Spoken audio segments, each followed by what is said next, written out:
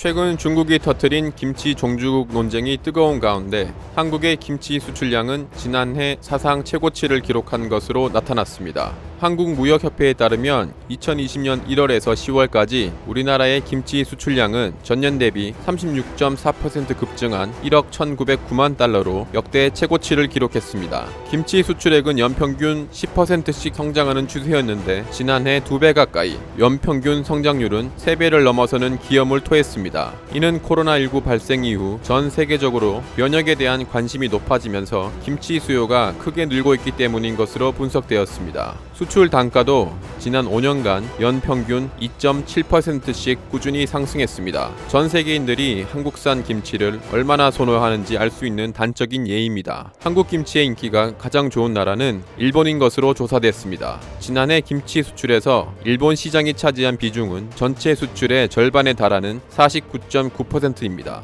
일본 수출액은 전년 대비 28% 증가한 5,948만 달러를 기록했습니다. 일본 내 한국산 김치 점유율은 19.6%로 2017년보다 약 2% 상승했습니다. 일본은 한국산 김치가 건강식품이라는 인식이 퍼져 있어 한국산 김치를 활용한 다양한 음식들도 꾸준히 개발되고 있는 실정입니다. 일본에 이어 미국, 홍콩, 대만 등이 순위에 올랐는데 미국의 경우 1,868만 달러, 홍콩 628만 달러를 기록, 전년 대비 50% 이상 수출액이 증가했습니다. 미국과 대만에 이처럼 한국산 김치가 사랑받게 된 이유는 품질에 대한 안정성인 것으로 알려졌습니다. 중국산 김치의 경우 꾸준히 품질 저하 문제가 제기되어 왔는데 코로나19로 중국산 제품에 대한 안정성 문제가 불거지면서 싼값에 이용하던 식당들조차 안전한 한국산 김치를 사용하게 된 것입니다. 대만 시장의 성장은 한국의 마케팅 전략이 제대로 먹힌 사례입니다. 현지 입맛에 맞게 덜 맵게 김치 맛을 조절하고 간편하게 먹을 수 있게 편의점까지 판로를 넓힌 결과입니다. 한국 정부와 한국 김치 회사가 비대면 마케팅을 적극적으로 활용한 영향도 있다고 전해집니다. 한편 중국이 한국 김치를 중국 음식 파오차이의 파생 음식이라는 생떼를 쓰고 있습니다. 이에 보다 못한 영국 공영 매체인 BBC가 김치는 한국의 고유 음식이라며 한국의 손을 들어줬습니다.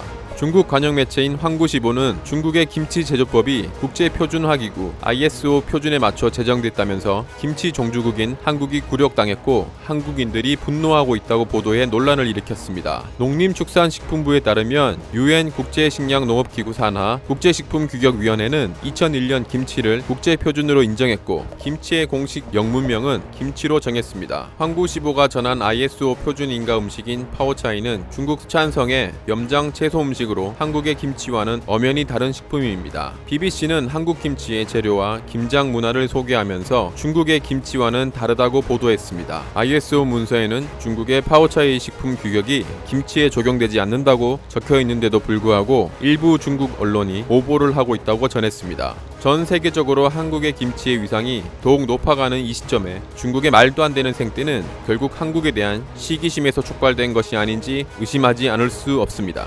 이상 폭탄맨이었습니다.